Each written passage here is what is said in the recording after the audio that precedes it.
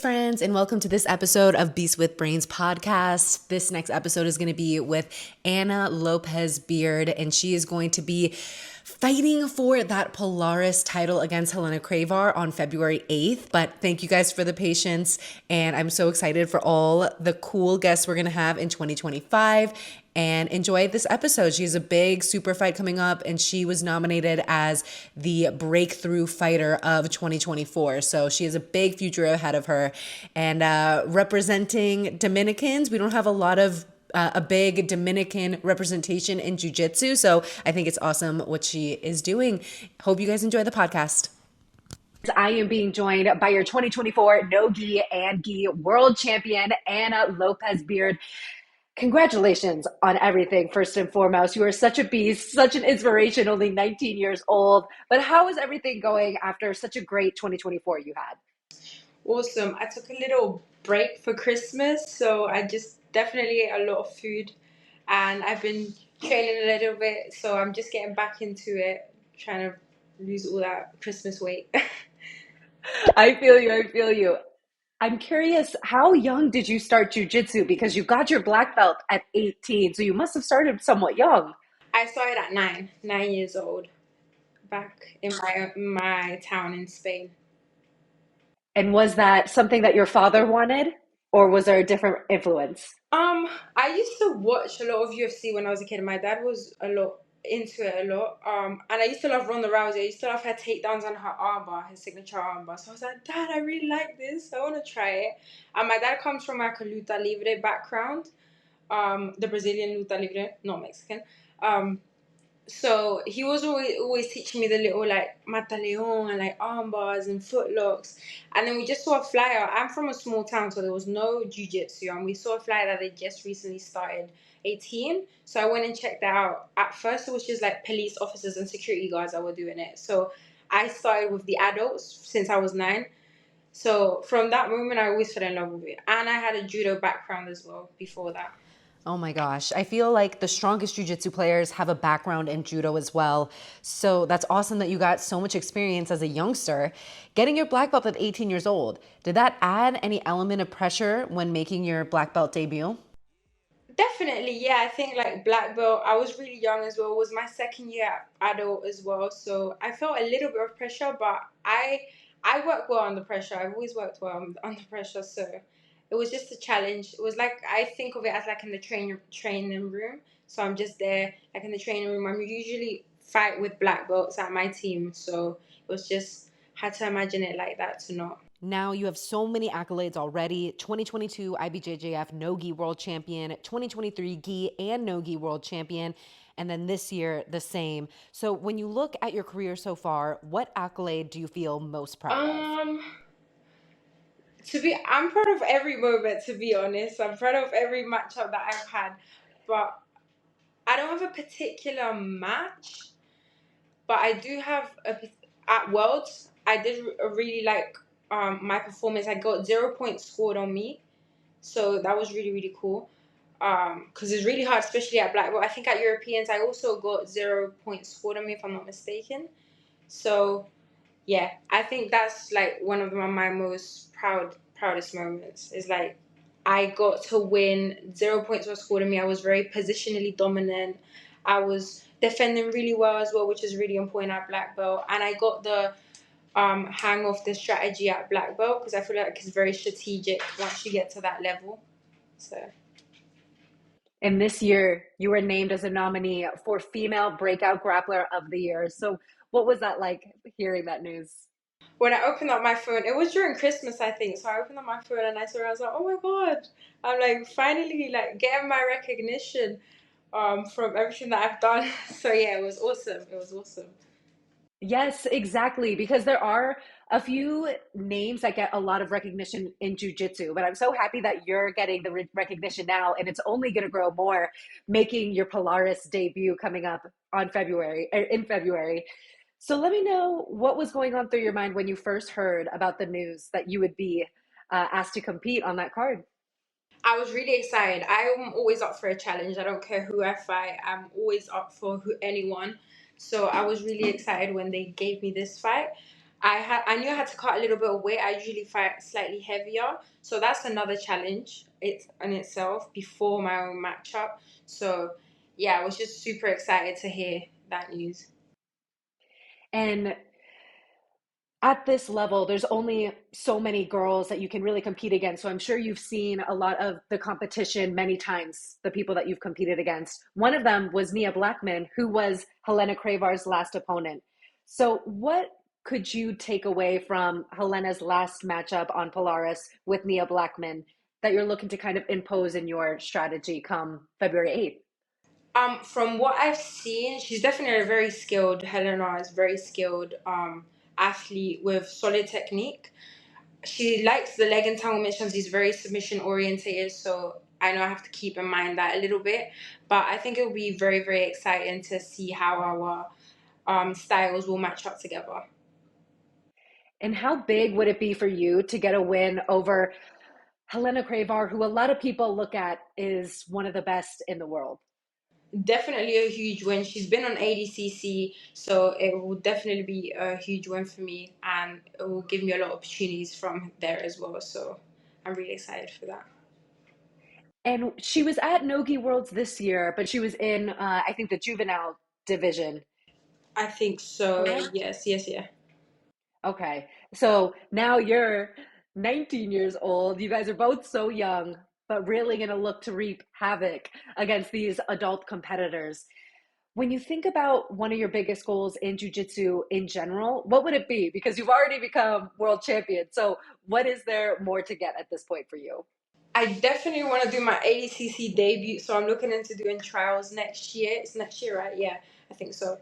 Um, Trying to get as much super fights as I can. So starting with this one's already amazing, and hopefully getting back into Polaris after doing a good first impression, a strong first impression would be amazing. So those are my main goals. Just carry on fighting, carry on racking up titles. This is just the beginnings. My first world title as a black belt. I want many more to come.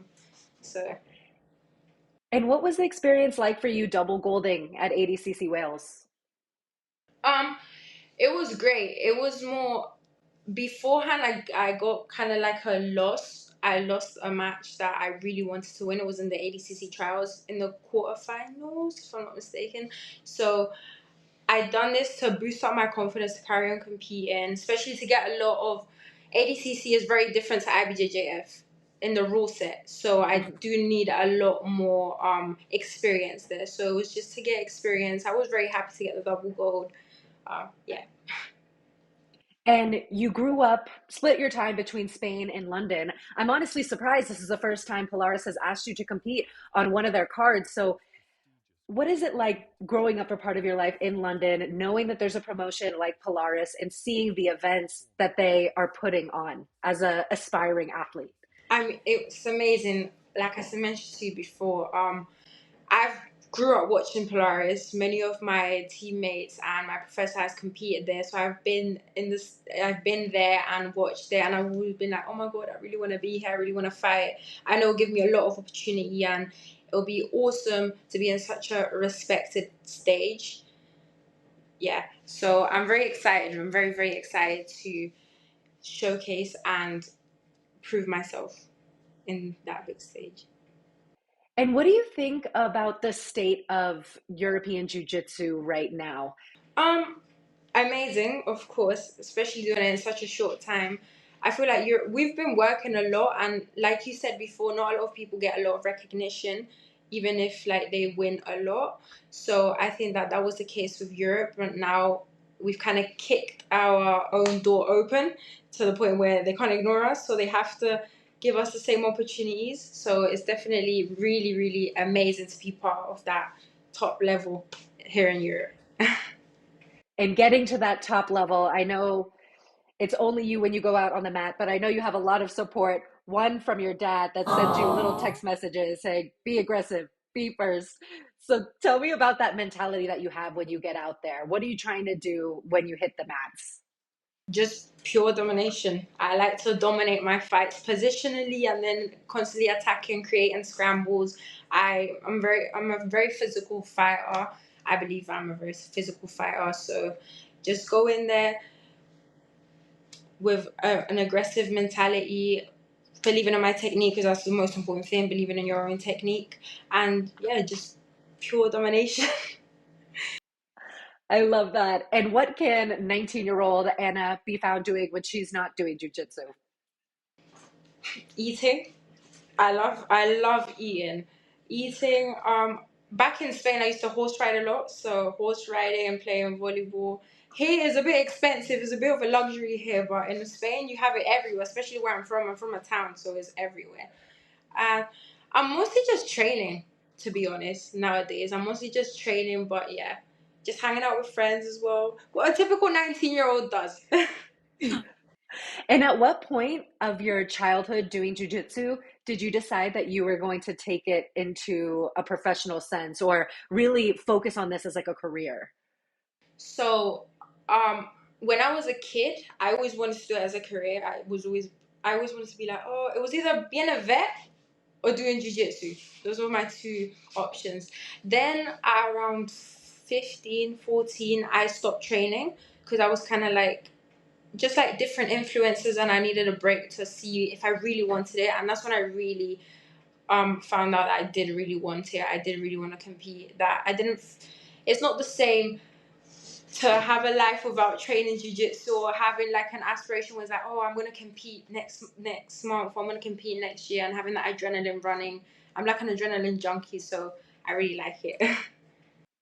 Talk to me about that adrenaline and almost the nerves, but excitement before a match. What is your strategy kind of keeping everything cool, calm, and collected? I'm listening to music constantly. I pump myself up with music.